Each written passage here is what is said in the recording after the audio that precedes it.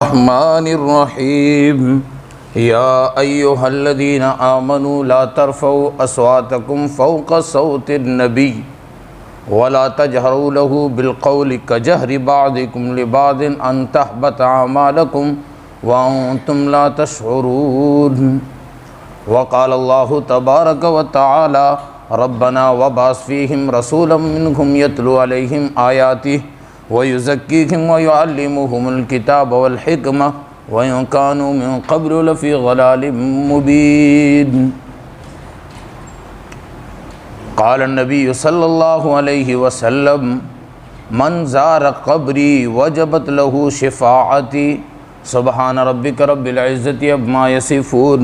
وسلام على المرسلين والحمد لله رب العالمين اللهم صل على سيدنا محمد وعلى آل سيدنا محمد وبارك وسلم اللهم صل على سيدنا محمد وعلى آل سيدنا محمد وبارك وسلم اللهم صل على سيدنا محمد وعلى آل سيدنا محمد وبارك وسلم۔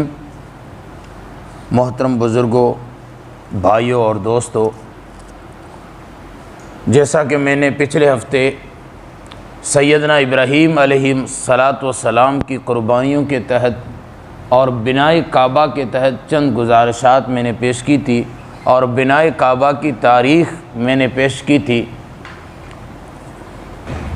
اور وَأَذِّن فِي النَّاسِ بِالْحَجِّ اس کے تحت،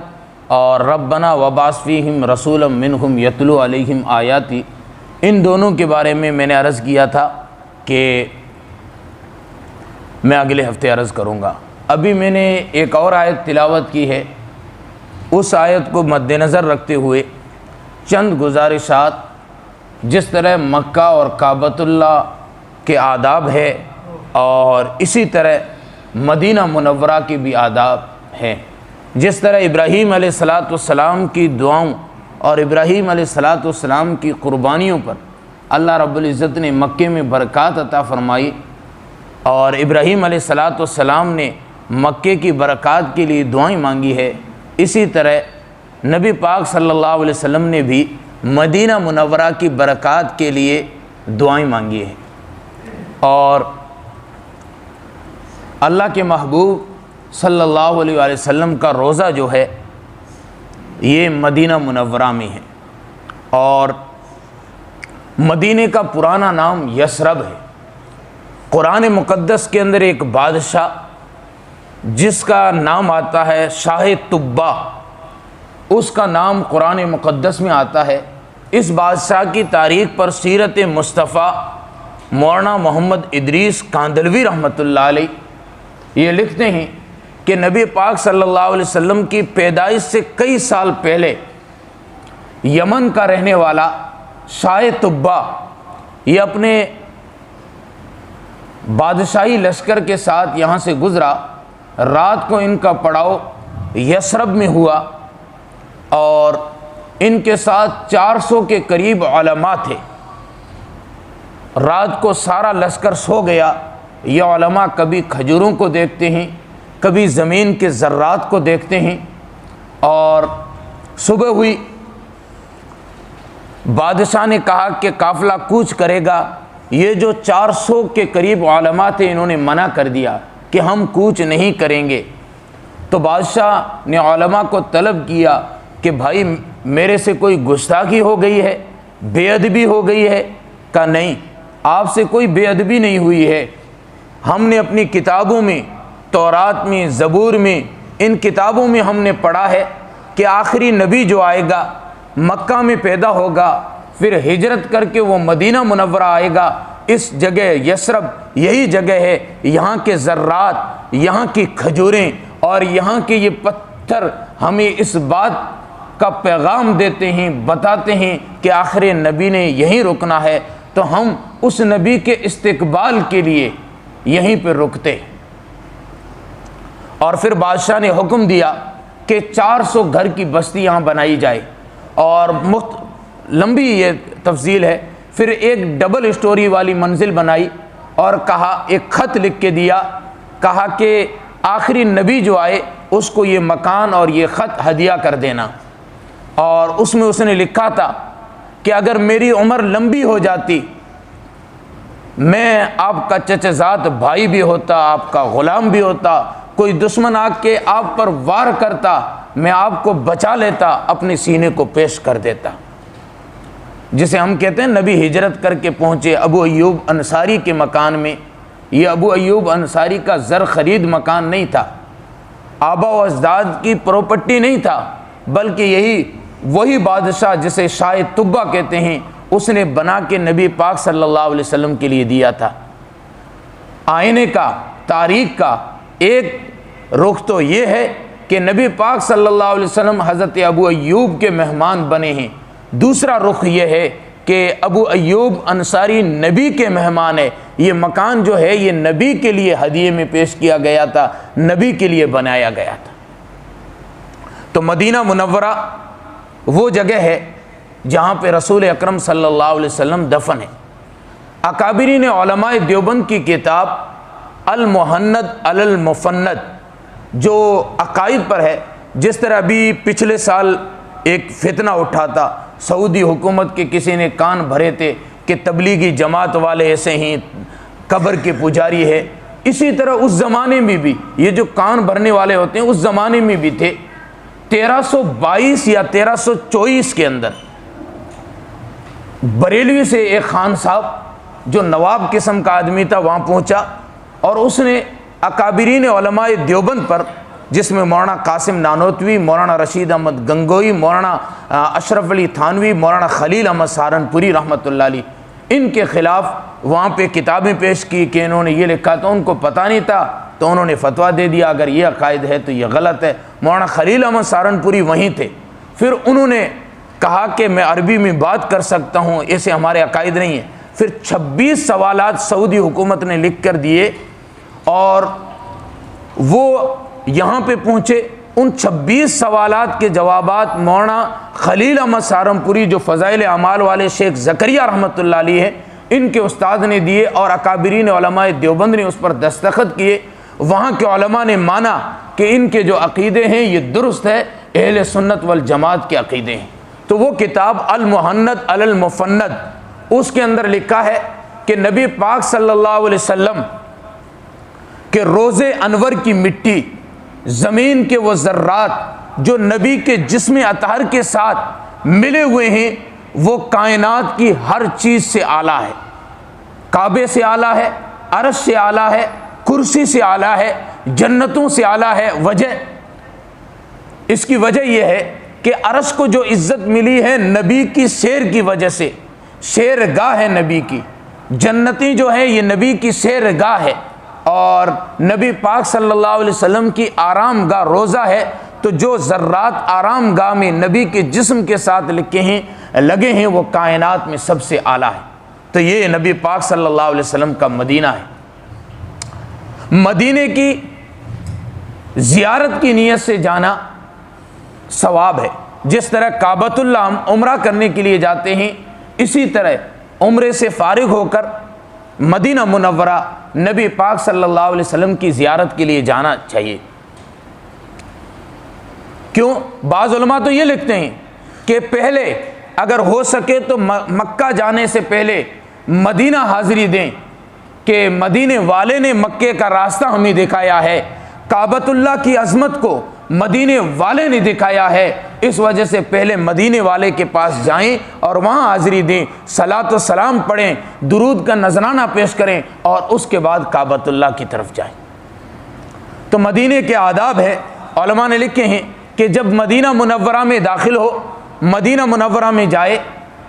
تو اچھا لباس پہنے، اللہ نے نئے کپڑے دیے ہیں، نہائے، نئے کپڑے پہنے اور خوشبو لگائے، اور اس کے بعد مسجد نبوی میں جائے۔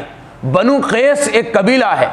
اس قبیلے کا سردار نبی پاک صلی اللہ علیہ وسلم کے پاس اپنے قافلے کے ساتھ آیا، قافلے والے پہلے چلے گئے، یہ سردار تھا، اس نے پہلے غسل کیا، غسل کرنے کے بعد اچھے کپڑے پہنے، اور اچھے کپڑے پہنے کے بعد خوشبو لگائی، اور پھر نبی پاک صلی اللہ علیہ وسلم سے ملنے کے لیے تشریف لے گئے۔ نبی پاک صلی اللہ علیہ وسلم نے ان کو آتا ہوا دیکھا تو کھڑے ہو کے استقبال کیا،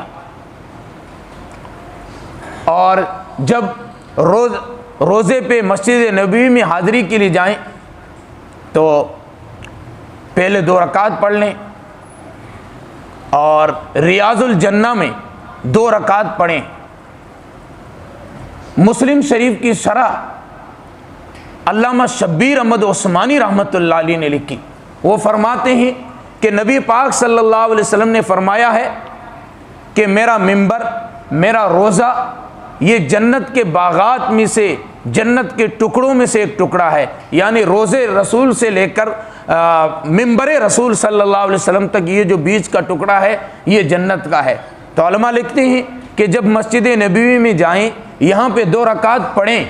اور 2 رکعت پڑھ کے اللہ رب العزت سے مانگے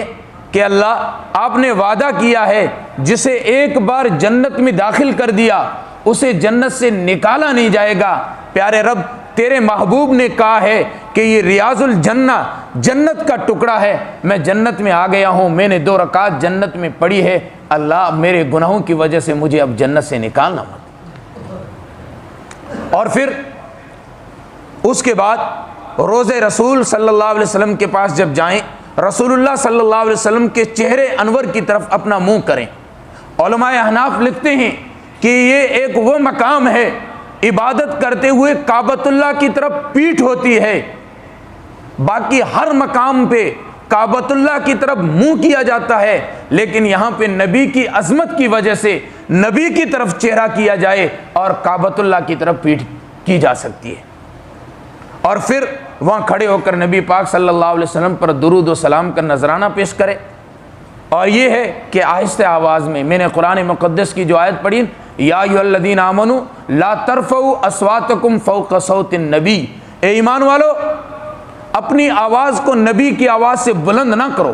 اپنی آوازوں کو پست رکھو۔ اگر نبی کی آواز سے بلند اپنی آواز کرو گے تمہارے اعمال حذف کر دیے جائیں گے۔ پھر اس کے بعد حضرت ابوبکر، حضرت عمر رضی اللہ تعالیٰ عنہ پر بھی سلام پیش کریں۔ یہاں پر ایک اور بات بزرگوں نے لکھی، وہ یہ کہ جب روزے رسول کے پاس آپ صلاۃ و سلام پڑھیں تو اس کے بعد وہاں پر کھڑے ہو کر لا الہ الا اللہ، یا یہ کہ اشہد ان لا الہ الا اللہ واشہد انک رسول اللہ، یہ کلمہ پڑھیں۔ کیوں کہ نبی پاک صلی اللہ علیہ وسلم نے اپنے چچا ابو طالب سے کہا تھا، میرے چچا میرے کان میں آپ کلمہ پڑھ لیں، بس میں قیامت کے دن گواہی دے دوں گا، میری ایک گواہی آپ کے لیے کافی ہو جائے گی، اللہ آپ کو جنت دے دیں گے۔ تو وہاں کھڑے ہو کے جب بھی اللہ موقع دے تو کلمہ پڑھیں اور کہیں کہ اللہ کے رسول صلی اللہ علیہ وسلم میں آپ کو گواہ بناتا ہوں، اشہد ان لا الہ الا اللہ واشہد انک رسول اللہ، میں گواہی دیتا ہوں کہ اللہ الہ ہے اور آپ اللہ کے رسول ہیں۔ ساتھ میں اللہ رب العزت نے 2 گواہوں کو رکھا، یعنی حضرت ابوبکر اور حضرت عمر رضی اللہ تعالی عنہما، یہ 2 گواہ قیامت کے دن گواہی دیں گے، رسول اللہ گواہی دیں گے کہ میرا امتی یہ میرے روزے پہ آیا تھا اور اس نے ایمان قبول کیا تھا، کلمہ پڑھا تھا، اللہ کی توحید کو، محمد رسول اللہ صلی اللہ علیہ وسلم کی رسالت کو مانا تھا، بس ہمارے لیے یہی کافی ہوگا نجات کے لیے کہ رسول اللہ صلی اللہ علیہ وسلم ہماری گواہی دے دیں۔ اور قرآن مقدس کی ایک آیت سورہ نساء آیت نمبر 64، اس کے تحت امام قرطبی رحمۃ اللہ علیہ نے لکھا اور حضرت یوسف دمشقی رحمۃ اللہ علیہ نے بحر المحیط کے اندر لکھا، اور اس کے علاوہ باقی ائمہ نے اپنی تفسیروں میں لکھا کہ نبی پاک صلی اللہ علیہ وسلم کے روزے پہ جا کر نبی پاک صلی اللہ علیہ وسلم سے استشفاء یعنی اللہ رب العزت سے دعا کرنے کی گزارش کر سکتے ہیں۔ اس کے تحت ایک واقعہ لکھا کہ نبی پاک صلی اللہ علیہ وسلم کی وفات کو بھی 2 یا 4 دن ہوئے ہیں، اور دیہات کا رہنے والا ایک دیہاتی دیہات سے چلا ہے اور یہ ارمان دل میں سجائے ہوئے، آنکھوں میں یہ ارمان بسائے ہوئے کہ میں مدینے جا رہا ہوں، اللہ کے آخری نبی کا دیدار کروں گا، نبی سے گفتگو کروں گا۔ یہ مدینے میں پہنچتا ہے، مدینے میں ہر طرف سے کوہرام ہے، سناٹا ہی سناٹا ہے۔ یہ لوگوں سے پوچھتا ہے کیا وجہ ہے؟ تو کسی بتانے والے نے بتایا کہ 3 دن پہلے اللہ کے محبوب صلی اللہ علیہ وسلم اس دنیا کو چھوڑ کر چلے گئے ہیں۔ اب اس کی کیفیت کیا ہوگی، اس کے دل کے ارمان جو لے کے آیا تھا، جب یہ ارمان ٹوٹے ہیں اس کی حالت کیا ہوگی۔ یہ سیدھا روضہ رسول پہ پہنچا۔ حضرت علی جو باب العلم ہے وہ بھی موجود ہے، یہ روضہ رسول پہ پہنچتا ہے، قبر رسول پہ پہنچتا ہے اور کہتا ہے کہ اللہ کے رسول، میں دل میں ارمان لے کے آیا تھا کہ آپ کی زیارت کروں گا، آپ کا دیدار کروں گا، آپ سے گفتگو کروں گا، لیکن آپ دنیا سے پردہ فرما چکے ہیں۔ لیکن قرآن مقدس کی ایک آیت مجھے تسلی دیتی ہوئی نظر آتی ہے، وہ آیت نمبر 64 سورہ نساء، وَلَوْ أَنَّهُمْ إِذ ظَّلَمُوا أَنفُسَهُمْ جَاءُوكَ فَاسْتَغْفَرُوا اللَّهَ۔ ایمان والوں سے جب گناہ ہو جاتا ہے، یہ اپنی جان پر گناہ کر بیٹھتے ہیں، اپنی جان پر ظلم کر بیٹھتے ہیں، تو یہ آتے ہیں اللہ کے حضور میں اور استغفار کرتے ہیں، توبہ کرتے ہیں۔ وَلَوْ أَنَّهُمْ إِذ ظَّلَمُوا أَنفُسَهُمْ جَاءُوكَ فَاسْتَغْفَرُوا اللَّهَ وَاسْتَغْفَرَ لَهُمُ الرَّسُولُ، اور رسول اللہ صلی اللہ علیہ وسلم کے پاس آتے ہیں اور رسول اللہ ان کے لیے استغفار کرتے ہیں، رسول اللہ ان کے لیے معافی کی دعا مانگتے ہیں، اللہ رب العزت ان کے گناہوں کو معاف کر دیتے ہیں۔ یہ رو رہا تھا اور یہ آیت پڑھ رہا تھا۔ تاریخ والوں نے لکھا، ایک تو یہ ہے کہ اسی وقت اس کو آواز آئی قد غفرت لک، اللہ رب العزت نے تیرے گناہوں کو معاف کر دیا، اور ایک یہ ہے کسی نے خواب میں دیکھا، خواب میں دیکھنے والے نے اس دیہاتی کو بتایا کہ نبی پاک صلی اللہ علیہ وسلم نے یہ پیغام بھیجا ہے کہ میں نے اللہ سے دعا کی، اللہ رب العزت نے تیری توبہ قبول کر لی ہے۔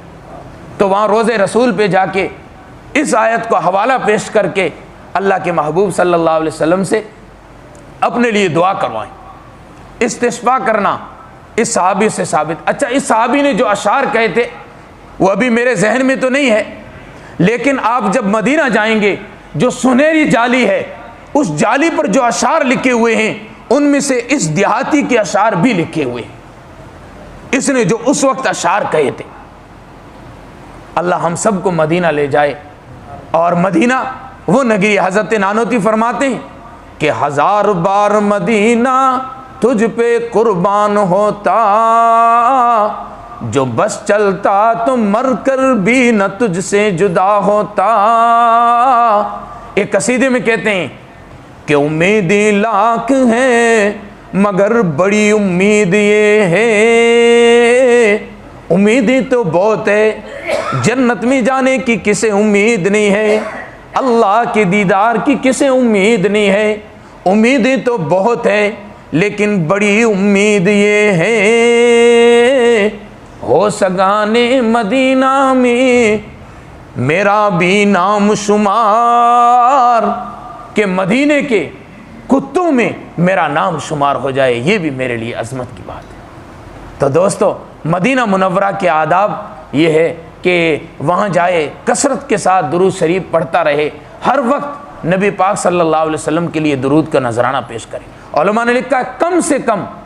70 مرتبہ تو نبی پاک صلی اللہ علیہ وسلم کے روزے پہ حاضر ہو، درود کا نذرانہ لے کر جائے۔ پڑوسی ملک کے عالم مولانا پیر ہزاروی، عزیز الرحمن ہزاروی رحمۃ اللہ علیہ، یہ پچھلے لاک ڈاؤن میں انتقال فرما گئے۔ وہ اپنے مریدین سے بھی کہا کرتے تھے اور ہر سال وہ حاضری دیتے تھے، اور جب بھی روزے رسول پہ جاتے، مکہ سے روانہ ہوتے، مدینہ تک تقریباً 400 کلومیٹر کا سفر علماء بتاتے ہیں، تو جاتے ہوئے بس درود و سلام پڑھتے جاتے، اور یہاں سے گھر سے جاتے درود گن گن کے پڑھ کے لے جاتے تھے، اور نبی پاک صلی اللہ علیہ وسلم کے روزے پہ نذرانے کے طور پر، عقیدے کے طور پر، یہ عطیے کے طور پر، ہدیے کے طور پر پیش کرتے تھے۔ تو اس لیے اللہ جب بھی موقع دے مدینے کے آداب ہم سیکھیں، اور پھر رسول اللہ صلی اللہ علیہ وسلم کے لیے نذرانہ، رسول اللہ صلی اللہ علیہ وسلم کے لیے درود کا ہدیہ لے جائیں۔ اور یہاں بیٹھے ہوئے بھی اللہ کے محبوب نے فرمایا ہے ان للہ ملائکۃ سیاحین فی الارض، اللہ رب العزت نے زمین پہ فرشتوں کی جماعت کو پھیرا دیا ہے، گھما دیا ہے، ہر وقت فرشتوں کی جماعت زمین پہ چلتی رہتی ہے. جب بھی کوئی نبی پاک صلی اللہ علیہ وسلم کے لیے درود و سلام کا نذرانہ پیش کرتا ہے، فرشتے لے جاتے ہیں، پیش کرتے ہیں کہ فلاں آدمی، فلاں بنت فلاں، فلاں کے پوتے نے آپ صلی اللہ علیہ وسلم کے لیے درود کا نذرانہ پیش کیا.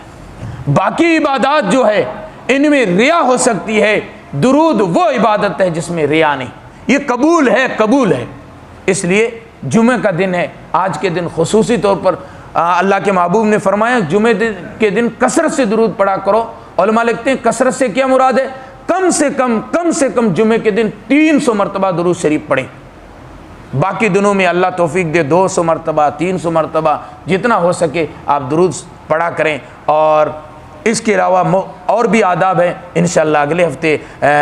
جو میں نے 2 آیتیں چھوڑی ہے وہ بھی اور یہ بھی انشاءاللہ عرض کریں گے. اللہ رب العزت مجھے بھی اور آپ تمام کو اللہ رب العزت مکہ کی اور مدینہ کی حاضری نصیب فرمائے. وآخر دعوانا الحمدللہ رب العالمین.